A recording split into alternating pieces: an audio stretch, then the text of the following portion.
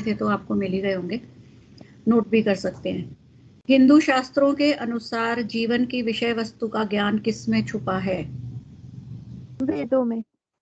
वेदों में, ठीक है। वेदों का नेत्र किसे माना गया है? ज्योतिष को। ज्योतिष शास्त्र को। बहुत सिंपल सिंपल क्वेश्चन है। आदिकाल में वेदों के ज्ञान को किस तरह सुरक्षित रखा जाता था? श्रुति एवं स्मृति के द्वारा। श्रुति एवं स्मृति के द्वारा। जो बाकी लोग भी आंसर करिए प्लीज, सिर्फ एक का नहीं, एग्जाम में अपीयर नहीं होना है। वेदों में ज्ञान किस रूप में बताया गया है?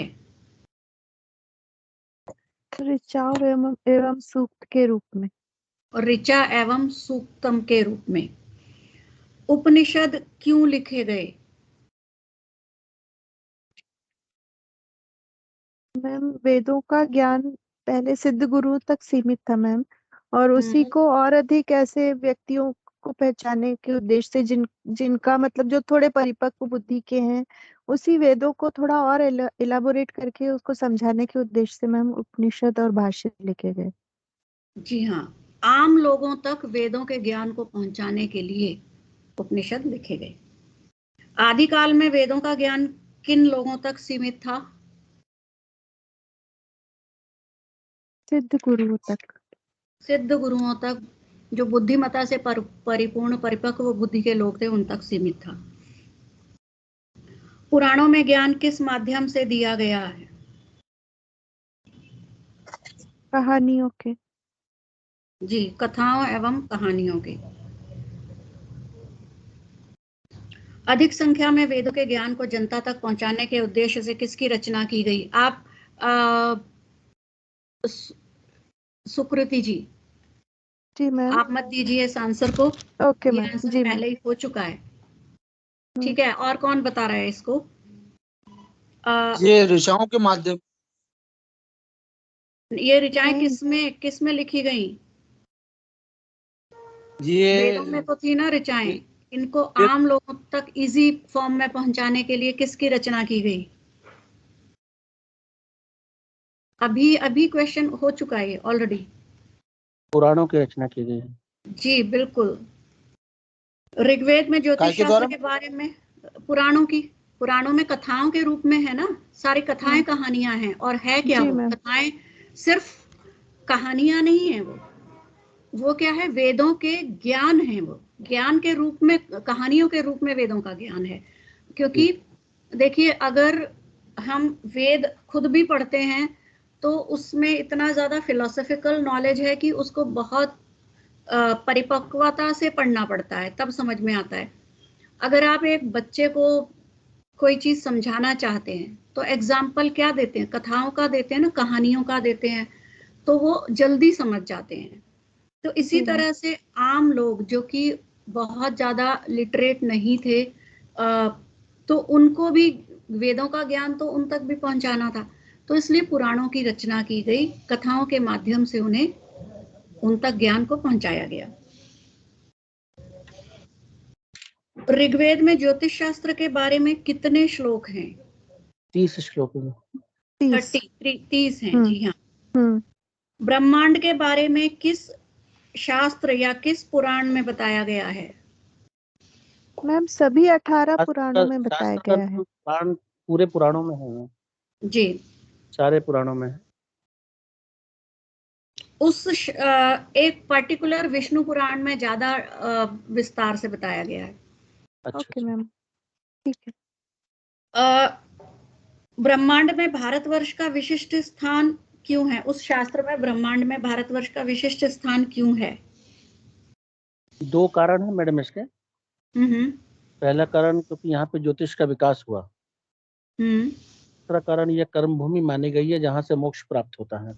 बिल्कुल, क्योंकि भारतवर्ष को कर्म भूमि माना गया है, इसीलिए भारतवर्ष का विशिष्ट स्थान है। पुराण कितने हैं? 18। पृथ्वी पर कितने समुद्र एवं द्वीप हैं? 7 ही द्वीप हैं और 7 ही समुद्र हैं। बड़े 7 द्वीप और बड़े 7 समुद्र हैं। समुद्र। सुमेरु पर्वत कहाँ पर है? जम्बू द्वीप के बीचों बीच।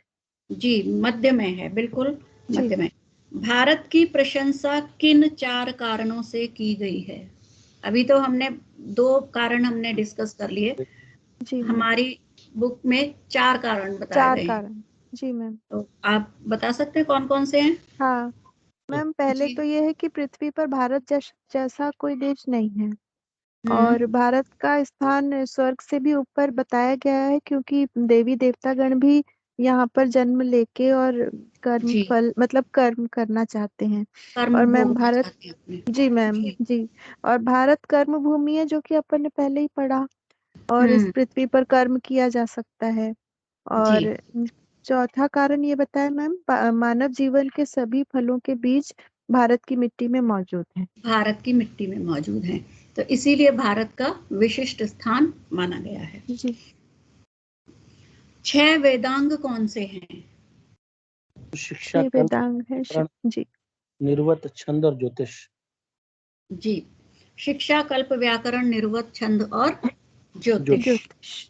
देखिए, ये जो प्रश्न है, जरूरी नहीं है कि आपको इसी फॉर्म में आएंगे, लेकिन आंसर्स आप अच्छे से कर लीजिए। प्रश्न कैसे भी शब्दों में आए, घुमा फिरा के, अगर आंसर आपको कंफर्म आता है तो आप किसी भी रूप में उसको आंसर कर सकते हैं। जी मैम। संपूर्ण लोकों की आत्मा कौन है? भगवान सूर्य। सूर्य। कालचक्र में स्थित होकर सूर्य कितने मासों को भोगते हैं? 12 मासों को भोगते हैं। सूर्य की किरणों से चंद्रमा कितने योजन ऊपर हैं? 1 लाख योजन। 1 लाख योजन। 1 लाख योजन ऊपर हैं। बाकी जो हैं सभी बड़े शांति से बैठे हुए हैं। भाई, क्या आप लोगों ने आंसर्स नहीं ढूंढे हैं? देखिए, बताने को मैं सारे आंसर्स आपको खुद से बता सकती हूँ, इसमें कोई प्रॉब्लम नहीं है, लेकिन अगर आप एक आंसर ढूंढते हैं तो आप उसको पढ़ते हैं, ठीक है? और जब आप उसको डिटेल में पढ़ते हैं तो ये, मैंने कोई क्वेश्चन पेपर तो देखा नहीं है कि ये आंसर, ये क्वेश्चंस मुझे पता है कि यहीं से आने वाले हैं, ठीक है? तो क्या है कि मैंने आइडिया से हर पेज, हर टॉपिक में से क्वेश्चंस निकालने की कोशिश की है। जब आप आंसर देखेंगे तो क्या होगा कि आप एक आंसर ढूंढने के लिए 10 चीजों को पढ़ेंगे और 10 आंसर प्रिपेयर कर लेंगे। और सिर्फ एग्जामिनेशन के लिए क्यों, नॉलेज के लिए, आगे जो नॉलेज जरूरी है वो भी पढ़ने से आपकी जो है वो डेवलप होती है। तो इसीलिए आपको कहा जाता है कि क्वेश्चन आंसर्स खुद से ढूंढिए, आंसर्स खुद से ढूंढिए, ठीक है? और आप नहीं ढूंढेंगे तो फिर आप ही समझ सकते हैं आप। चलिए, चंद्रमा कितने समय में एक एक नक्षत्र को पार करते हैं? 30 मैडम, उससे पहले चंद्रमा सूर्य के एक वर्ष के मार्ग को कितने समय में तय कर लेते हैं? जी, चंद्रमा सूर्य के एक वर्ष के मार्ग को कितने समय में तय कर लेते हैं? 1 मास। 1 मास में। और कितने समय में एक नक्षत्र को पार करते हैं? 30 मुहूर्तों में। तो तुम एक एक नक्षत्र पास करते हैं। वो भी 1 मास में। अभिजीत सहित कितने नक्षत्र हैं? इसमें मैडम उत्तर क्या आएगा? 2.25 आएगा या 30 मुहूर्त का है? 30 दोनों 30 एक ही बात है। अभिजीत सहित कितने नक्षत्र हैं? 28। जी। शुक्र से कितने, बुध, ये थोड़ा सा क्वेश्चन वो हो गया है, शुक्र से बुध नहीं, बुध से शुक्र कितने ऊपर है? जी मैम, 2 लाख योजन। 2 लाख योजन। और शुक्र से कितने ऊपर मंगल हैं? मैम, बुध से 2 लाख योजन ऊपर मंगल है मैम, फिर शुक्र से 2 + 2 मतलब 4 योजन होगा। अगर आप शुक्र का पूछेंगे तो शुक्र से मंगल का आंसर 4 लाख हो जाएगा मैम। जी, 4 लाख योजन हो जाएगा। बृहस्पति से कितने ऊपर शनिश्चर हैं? 2 लाख। इनको सभी ग्रहों को आप लोग कितने योजन, कौन किससे ऊपर है, सारे ग्रहों को तैयार कर लीजिए। जी मैम। क्वेश्चन किसी का भी आ सकता है। बृहस्पति से कितने ऊपर शनिश्चर हैं? 2 लाख योजन। 2 लाख योजन ऊपर है। शनिश्चर कितने महीने तक एक ही राशि में रहते हैं? 30 महीने तक। 30 महीने तक। जी। सप्त ऋषियों से कितने योजन ऊपर ध्रुव लोक है? 13 लाख योजन। 13 लाख योजन। विष्णु का परम पद किसे कहते हैं? ध्रुव लोक को। ध्रुव लोक को विष्णु का परम पद कहते हैं। तो ये हमारे हो गए ये सारे क्वेश्चंस। अब थोड़े से क्वेश्चंस और रहते हैं, अगर आप लोग चाहें तो अभी मैं नोट करवा देती हूँ आपको। तो डाल दीजिए मैडम, उचित समझे तो। मैम आप ऐसे क्वेश्चन ये डाल दीजिएगा तो अच्छा रहता है, फिर हम लोग लिख लेते हैं उसको। चलो ठीक है, मैं आप इसमें डाल दूंगी, ठीक है। जो थोड़े से इस लेसन के बच्चे हैं और अगले अध्याय के, अध्याय नंबर 2 वाले भी मैं जी मैम। तो अब हम पढ़ रहे थे कहाँ पे? मैम हम लोग अध्याय 5 पढ़ रहे थे, ज्योतिष और के अध्याय 5 में हम लोग का व्यवसाय तक हो गया है। ठीक है, व्यवसाय हो गया। अब हम आते हैं विवाह। ठीक है।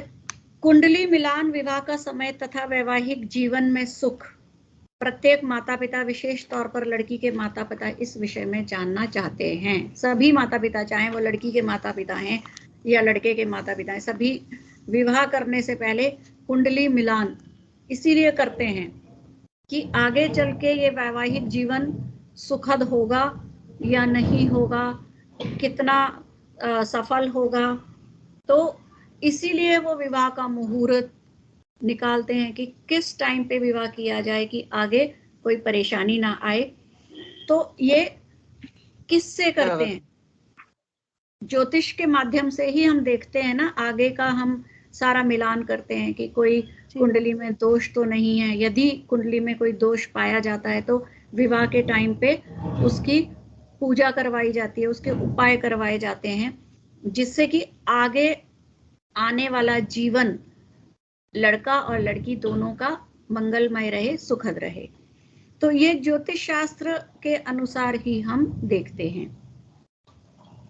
और सिर्फ विवाह के टाइम पे नहीं, किसी भी लड़के का या लड़की का विवाह कब होगा ये भी ज्योतिष शास्त्र से हम पता कर सकते हैं। जैसे कि इसमें अब ज्योतिष शास्त्र हेल्प क्या कर सकता है, ये पता लग जाए कि कब कुंडली में जो विवाह के सही योग हैं, तो उसी टाइम पे अगर प्रयास किए जाएं, प्रयास को तेज कर दिया जाए, तो आसानी से हम विवाह योग्य कन्या या वर ढूंढ सकते हैं।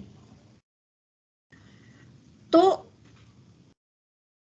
जब अगर योग नहीं है तो हम बता सकते हैं कि इस टाइम पे प्रयास अभी मत करिए, इतने टाइम तक विवाह योग नहीं है। वास्तव में ज्योतिष शास्त्र का लाभ तभी होता है जब भविष्य की योजनाएं विश्वसनीय बन सकें।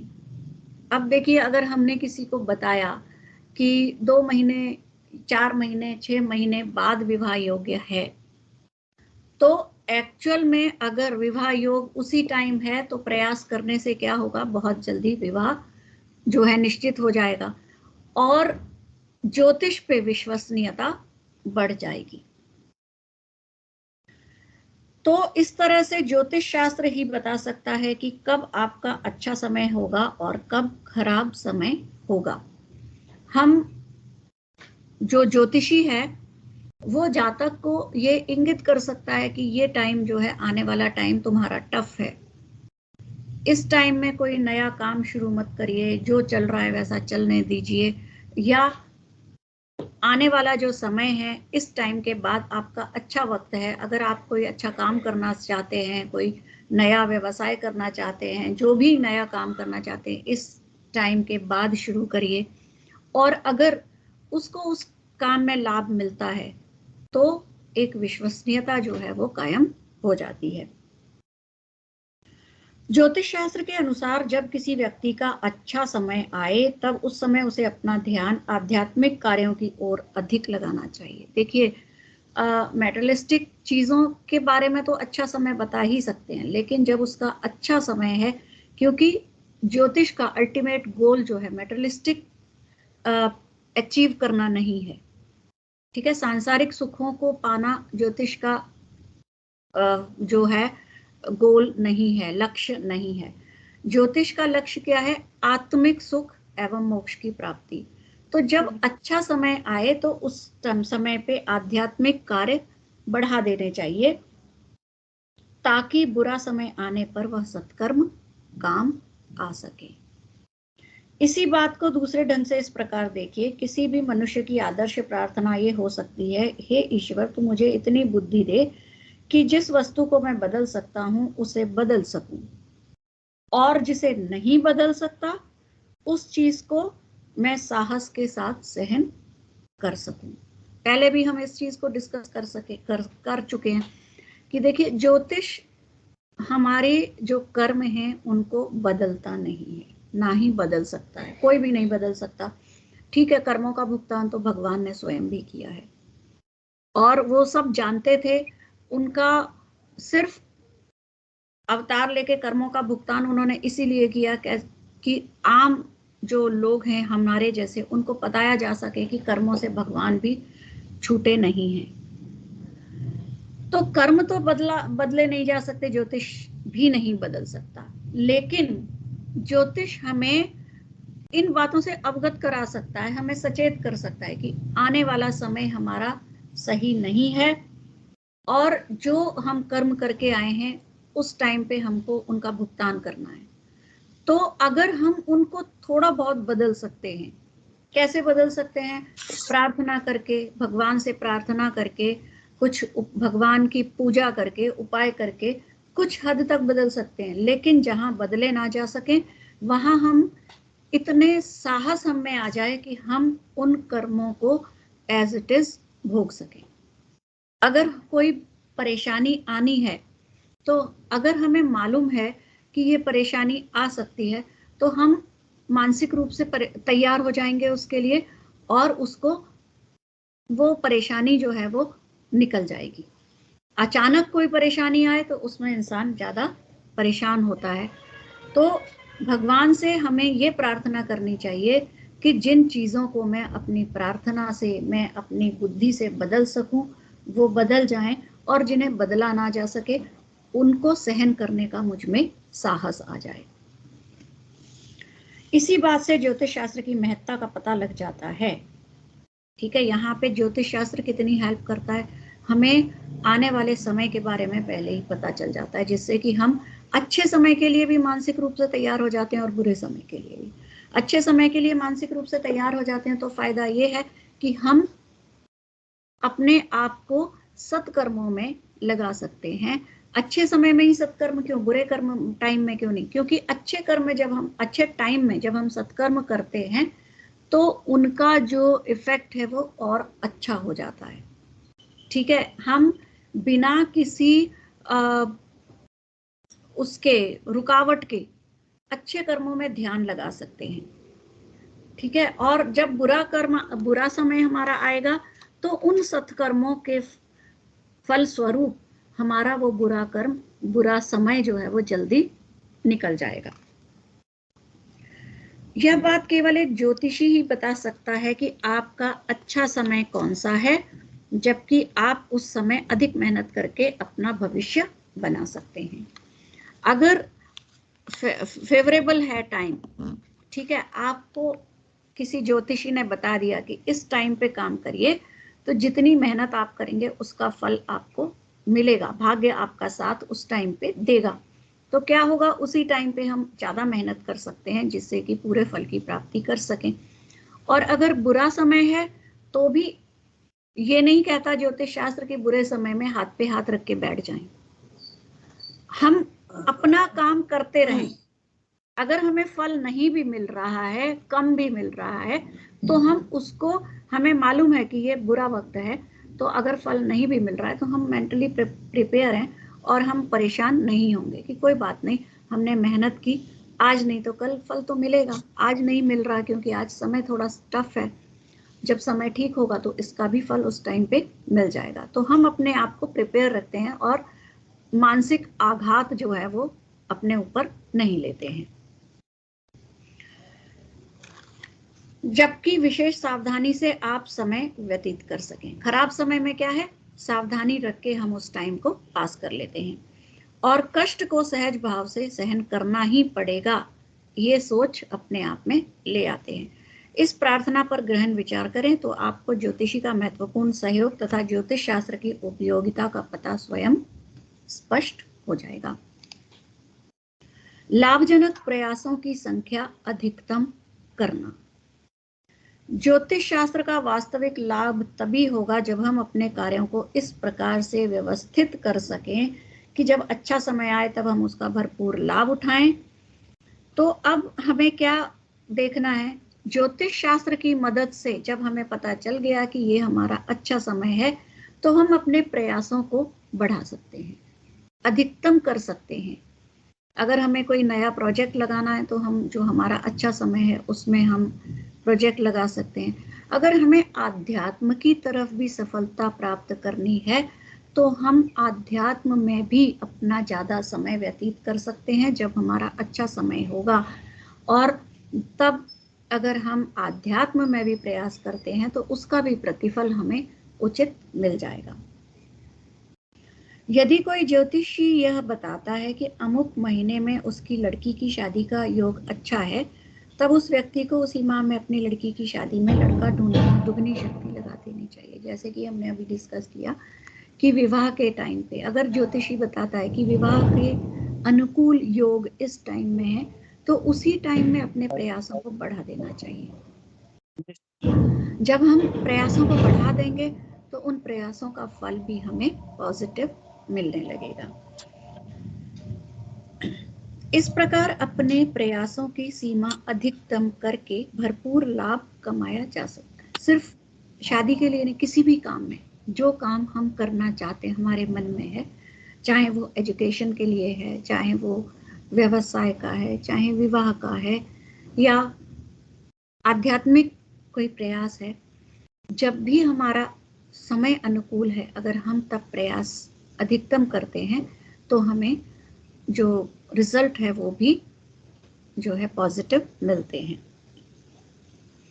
यदि विवाह का समय नहीं आया है तो जितने भी प्रयास किए जाएंगे वह निष्फल होंगे।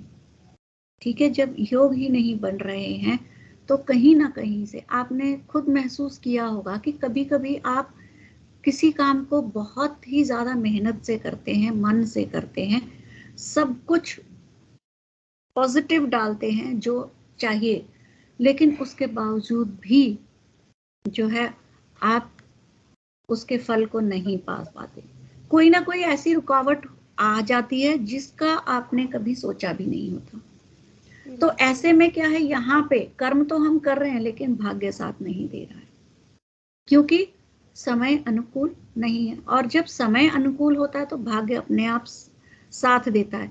आपने देखा होगा कई काम आपके ऐसे हो जाते हैं जो थोड़ा सा प्रयास करते ही संपूर्ण हो जाते हैं।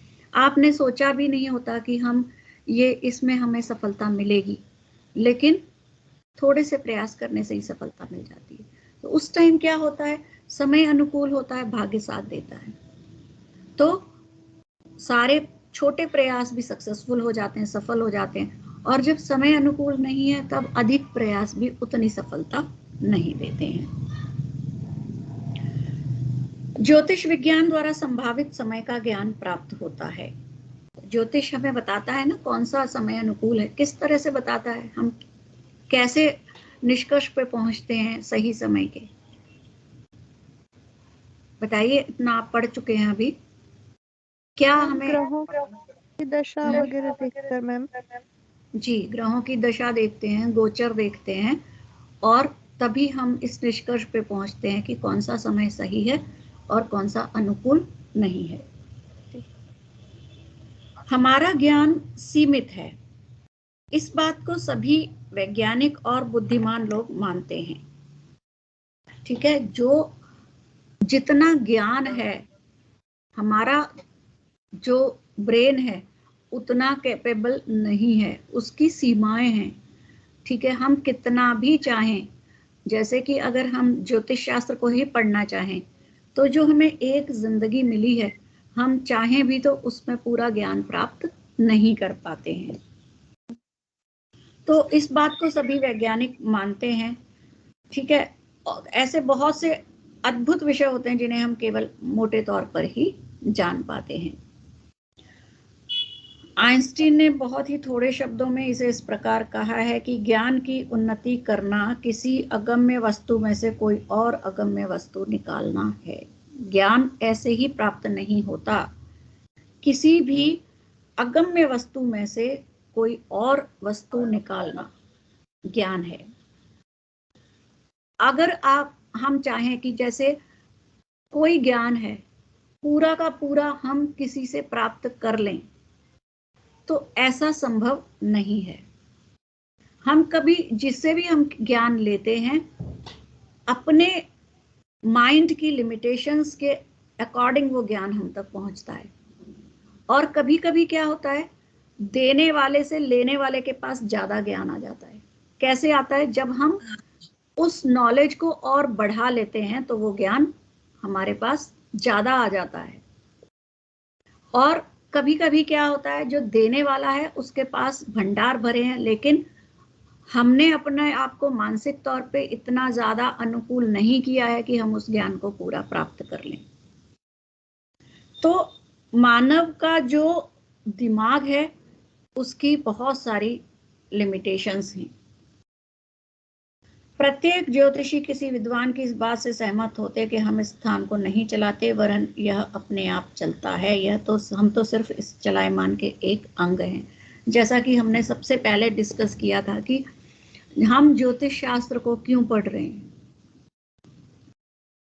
ज्योतिष शास्त्र को ठीक है इंटरेस्ट है हमें, ठीक है, लेकिन क्यों है? इसी में कुछ ना कुछ हमारे जो कर्म हैं, हमारे प्रारब्ध हैं, ऑलरेडी इस शास्त्र से जुड़े हुए हैं। कहीं ना कहीं हमारा पिछले जो जन्मों का संबंध है वो कहीं ना कहीं है जो हमें यहाँ तक खींच के ले आया है। और सबसे बड़ी चीज है, हमने इस शास्त्र को नहीं चुना, इस शास्त्र ने हमको चुना है। हम लकी हैं कि इस शास्त्र ने हमको चुना है अपना रिप्रेजेंटेटिव बनाने के लिए। ज्योतिष शास्त्र का लाभ तभी है जब हम अपने आप को इस चलायमान का एक अंग मान लें और अच्छा समय आने पर भरसक प्रयत्न करके अधिकतम उन्नति करें। तो हम अपने आप का समर्पण कर दें इस नॉलेज के लिए कि मैं कुछ नहीं हूं। एक जैसे हमने नक्षत्र सूचक में पढ़ा था कि एक ज्योतिषी को कभी भी ये नहीं गुमान या अभिमान ये नहीं करना चाहिए कि मुझे तो बहुत आता है, मैं ये कर सकता हूं या मैं वो कर सकता हूं। ज्योतिषी को हमेशा जब भी कोई वो प्रेडिक्शन करता है तो उसको हमेशा ये कहना चाहिए कि ये हो सकता है, मैंने बताया इसलिए होगा। कभी भी एक ज्योतिषी की भाषा नहीं हो सकती। तो हमें सिर्फ इस शास्त्र को का एक रिप्रेजेंटेटिव मान के चलना चाहिए कि मैं तो इस शास्त्र को एक आगे बढ़ाने का एक छोटा सा माध्यम हूं। मुझे सब कुछ आता है ये तो पॉसिबल हो ही नहीं सकता। और अधिकतम हम उन्नति कैसे कर सकते हैं? ज्यादा से ज्यादा हम शास्त्रों को पढ़ के। सबसे पहले सिर्फ प्रेडिक्शन करना ही सबसे बड़ी चीज नहीं होती है, वो बहुत बाद की चीज है। पहले अपनी नॉलेज को एक बहुत ऊंचे लेवल तक लेके जाना है, अपने ज्ञान को बढ़ाना है। ठीक है, जैसे कि आप एक कॉमन सा एग्जांपल है कि जब कोई MBBS की पढ़ाई करता है तो जब तक डिग्री नहीं मिलती उनको क्या परमिशन होती है कि वो अपना प्रिस्क्रिप्शन किसी को दे सके? नहीं मैम, बिल्कुल नहीं होती। ठीक है, MBBS अपने आप में क्या है, एक कंप्लीट नॉलेज 5 साल में उनको इस तरह तैयार कर दिया जाता है कि अगर वो किसी को मेडिसिन बताएंगे तो वो किसी को नुकसान नहीं करेगी। इतनी नॉलेज उन तक आ जाती है। और जब तक उनको वो पूरी नॉलेज नहीं आती उनको प्रिस्क्रिप्शन लिखने का राइट नहीं होता।